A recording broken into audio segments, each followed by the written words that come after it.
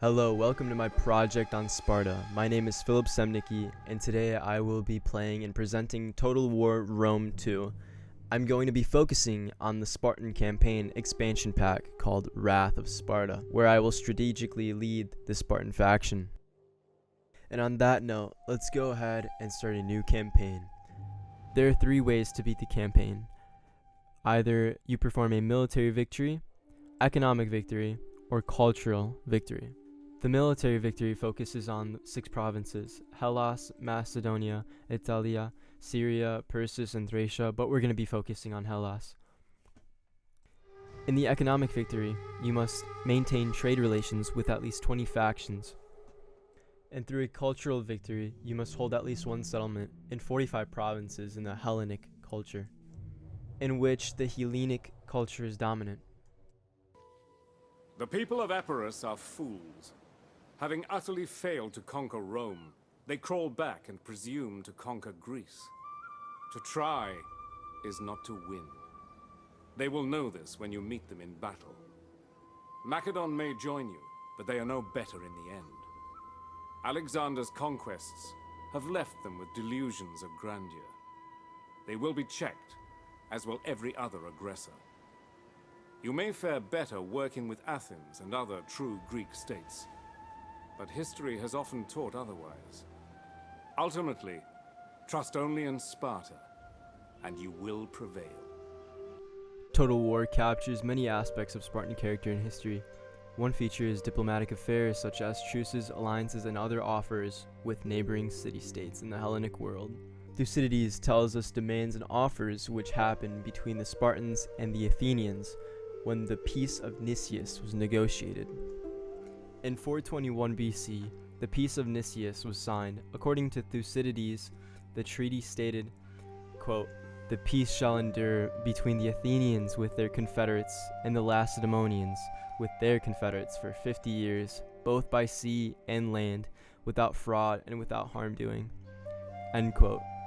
Thucydides, Book 5, Section 18. In the game, you can put up offers in returns for demands.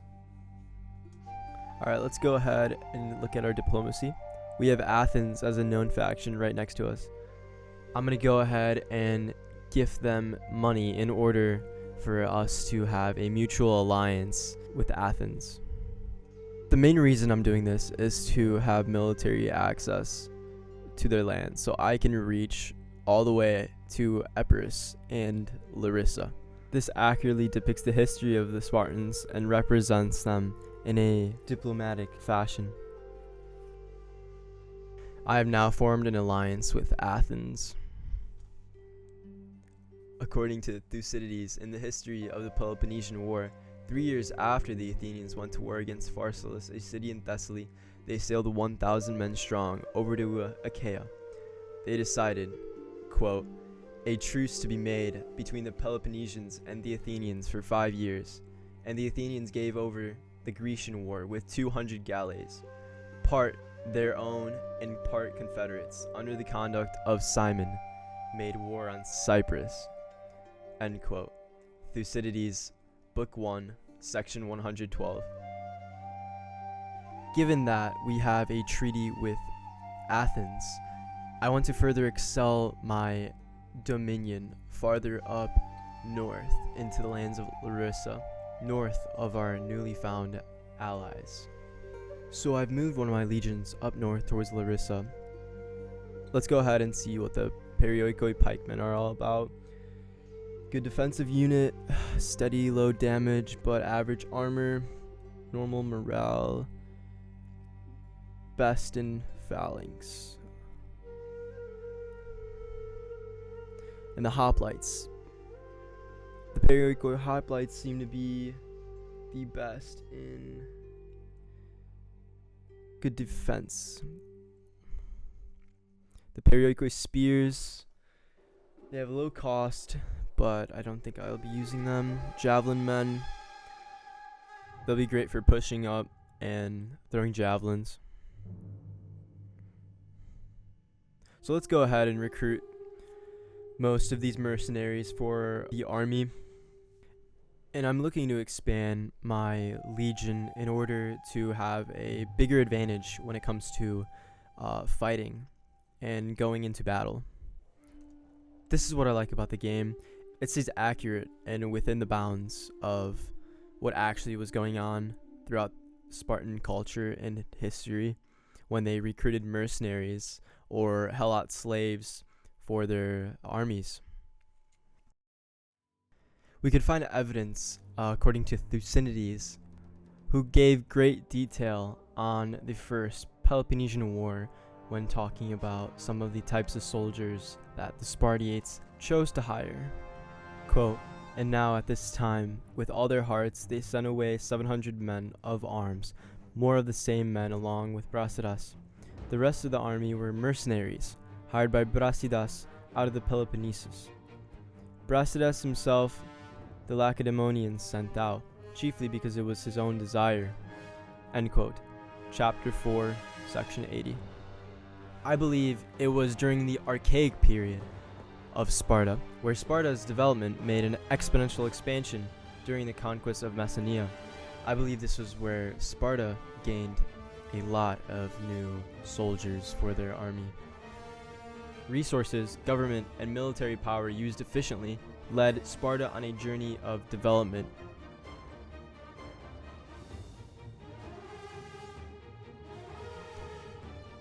Alright, I'm gonna go ahead and make sure that I have enough military strength for this upcoming battle.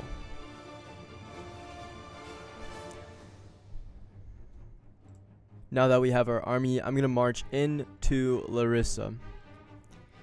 And we're finally gonna go ahead and fight. It looks like we're deploying 1,794 men without any reinforcements, and the enemy forces are deploying only 1,200 men. As the attacking force, you may choose to wait more favorable weather conditions before commencing your attack.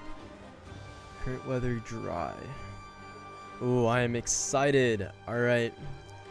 We're going to go ahead and set up our main troops outside the walls of Larissa. Now, one thing that I find a little bit inaccurate is how close Larissa is to Athens in the map of Total War, Spartan campaign. The actual area it shows on the map, it looks closer to Boeotia, where it's right by Athens. It's actually north of Athens.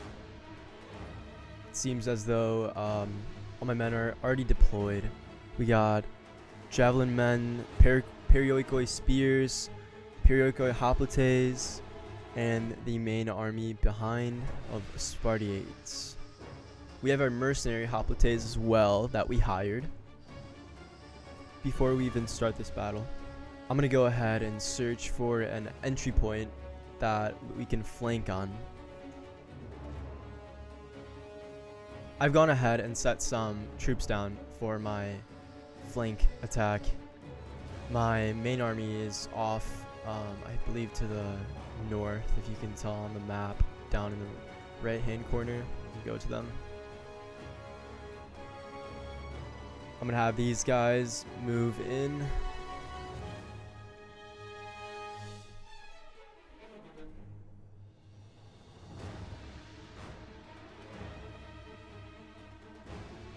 We also have another force in the middle.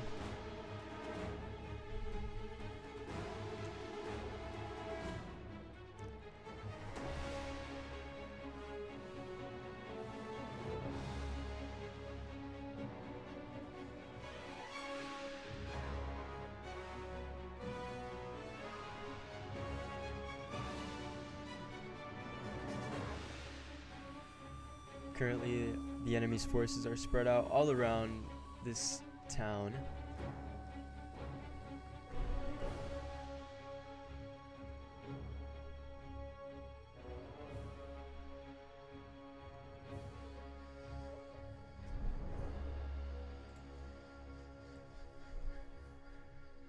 My cavalry is moving on to the east, as you can see. right here. I'm going to attack their slingers.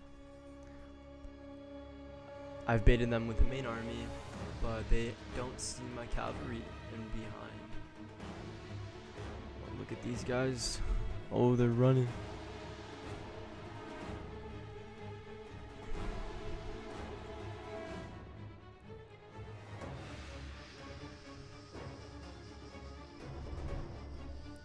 And we have our battle first commence at the slingers. Oh, they're getting ran through.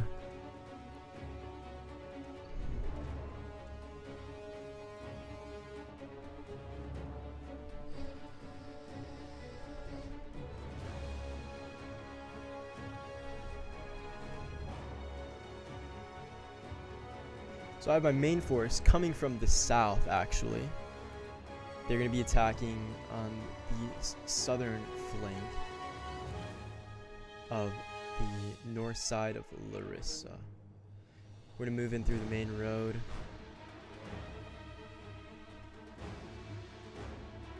My javelins are firing across onto their eager mob.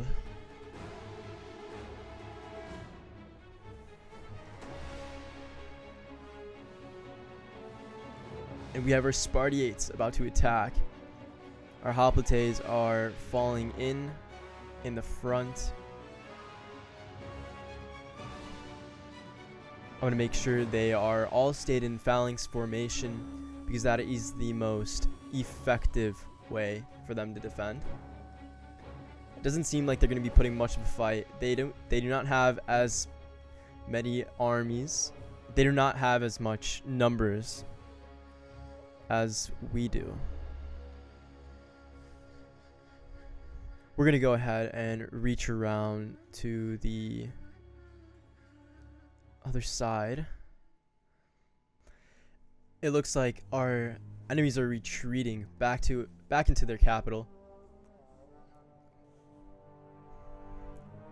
Let's see if there are any more forces to be dealt with. Let's go back into our main grouping. We saw them on the other side right here. We have our Perioikoi spears defending off their frontal attack into our main flank. Oh, we're gonna have a close battle here. We can see between the spears. Oh, that's a push right there. Now we have our javelins and our spears helping our Perioikoi spears out. But I want my Spartiates to take control of the center.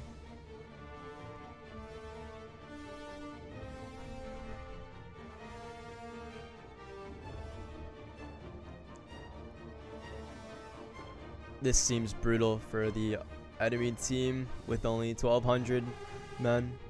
I'm glad I recruited some mercenaries for my team, though. Oh, we're going to have a hamburger squeeze here. We're flanking in from behind where they're most exposed. We have some on the run.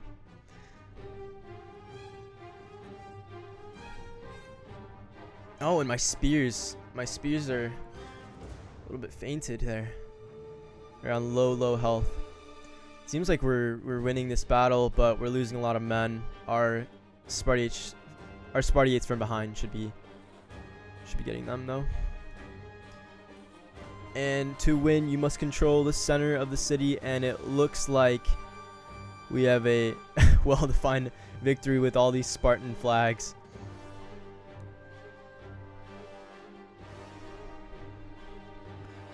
Yep, and there it is. Victory is yours.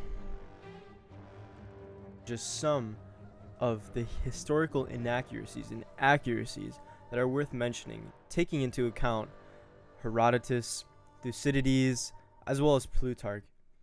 In conclusion, Total War Rome 2 Spartan campaign called Wrath of Sparta does a great job of presenting the accuracy of history through Spartans, through character, culture, and history.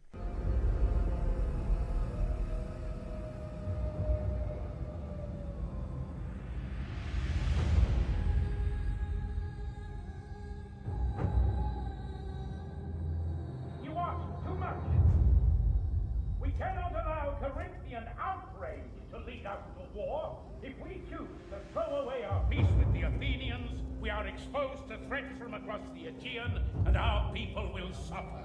If the Corinthians want war, they should seek it alone. You would see all of Greece under the heel of Athenae, cowering from them like chided slaves. We spilled blood at Potidea, but now we need allies. The might of Sparta will halt their ambition. Your flattery is wasted. You know not what you ask. All eyes look on Sparta, and this is what you would have them see. From birth, a Spartan is trained for one purpose. To do battle. You are Pandora, clutching at a vessel you do not understand. They dare think themselves your equal. None can match your skill. It is every Spartan's duty to embody the very nature of war. Strike now, I beg you. You would plunge Greece into chaos. Then from chaos